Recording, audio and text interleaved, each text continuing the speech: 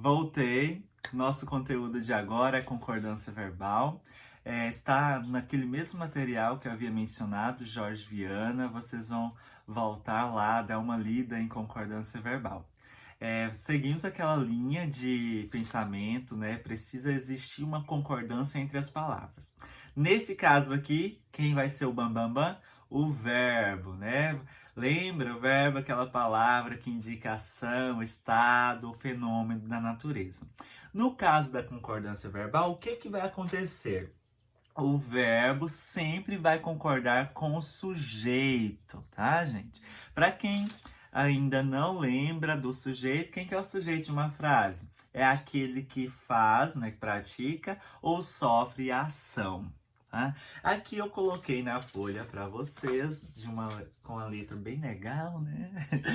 O que nós temos?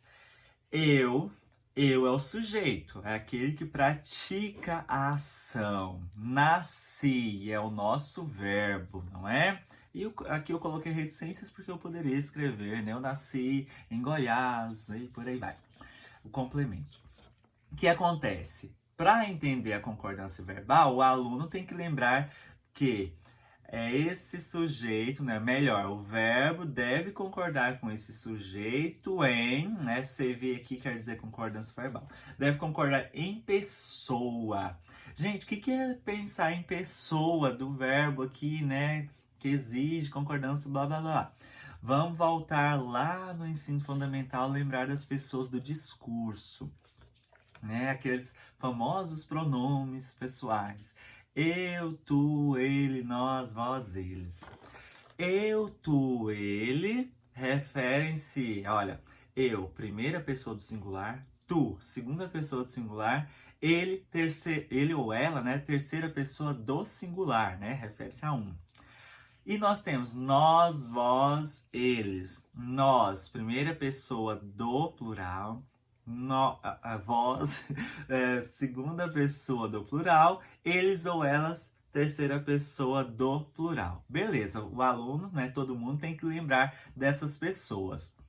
Lembrando então que o verbo vai concordar com o sujeito em pessoa, tá? Nasci, eu, olha, se você for observar lá na ordem, né, do sujeito, pensando aqui no pronome eu, ele estaria na primeira pessoa do... Ah, professor, primeira pessoa do singular. Logo, o verbo deve concordar com esse sujeito em pessoa, tá bom? E aqui eu coloquei N, né, de número, tá, gente? Deve concordar, né? O verbo vai concordar com o sujeito em pessoa e também em número. Que número é esse? Singular ou plural. Como que nós vamos observar essa alteração? Essa alteração você vai observar a partir dos sujeitos. Aqui eu só tenho um. Agora, se eu colocar eu e João, ou João e eu, como que o verbo vai ficar? Nascemos em Goiás. Agora, se eu escrevi, né, ou usei nascemos aqui, quer dizer que o verbo estaria concordando com o sujeito, que no caso é um sujeito composto. Eu tenho mais de um. Tá? Por isso que haveria e é preciso haver essa concordância do verbo com o nosso sujeito, observando as regras da concordância. No material de vocês, vocês vão perceber ali algumas regras mais específicas também, tá? Mas a regra geral é essa que eu acabei de falar. O sujeito, né? Melhor, o verbo vai sempre concordar com o sujeito em pessoa e número, independentemente da ordem. Eu poderia falar, aí no material vocês vão ver depois, né? Aconteceram muitas tragédias. O verbo veio primeiro, depois o sujeito, mas a concordância precisa continuar existindo, tá? A grande dificuldade da galera é justamente de não perceber a necessidade da concordância verbal dentro dos textos. Às vezes porque os termos estão distantes uns dos outros, às vezes porque nós temos essa troca, inversão das ordens, né, dos elementos, tá? Então isso é necessário. Outra regrinha bem básica, né, do sujeito composto de pessoas diferentes, vocês têm que observarem aí, né? Eu, tu e os alunos saímos. Professor, por que saímos? Porque aí nós temos sujeito de pessoas diferentes. Eu, tu e os alunos. Pensa então, os 3 sujeitos, né? O aluno e eu chegamos. É muito importante se atentarem a isso daí. Perceber quando o sujeito é composto, né? O aluno tem que observar que existem regrinhas mais específicas. Vou ler aqui algumas observadas nesse material. Né? Concordância com o verbo haver. Gente, verbo haver com H, no sentido de existir, tá? Olha, havia muitos livros na biblioteca. Por que muitos livros, não está no plural, mas por que o verbo vai continuar no singular? Porque é uma regra específica para o verbo haver. Ele não é pluralizado, tá? Esse mesmo verbo é usado para tempos passados também.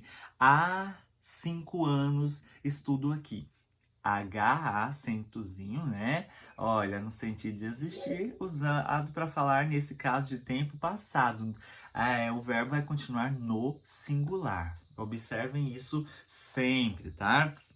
Quando nós tratamos de verbos para indicar fenômenos da natureza, eles também não são pluralizados.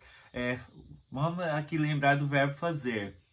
Fazia mais de 10 anos que ele não viajava. Mais de 10 anos. 10 anos aí quer dizer plural. Mas o que acontece com o verbo fazia? No caso, quando esse verbo se referir a tempo, você não vai pluralizar o verbo, tá? É diferente quando eu uso esse verbo para indicar ação, né? João e Maria faziam a atividade. São situações aí diferentes, tá? Aí, professor, se o verbo for existir, aí sim o existir vai ser pluralizado. Existia uma pessoa, existiam 2 pessoas, tá?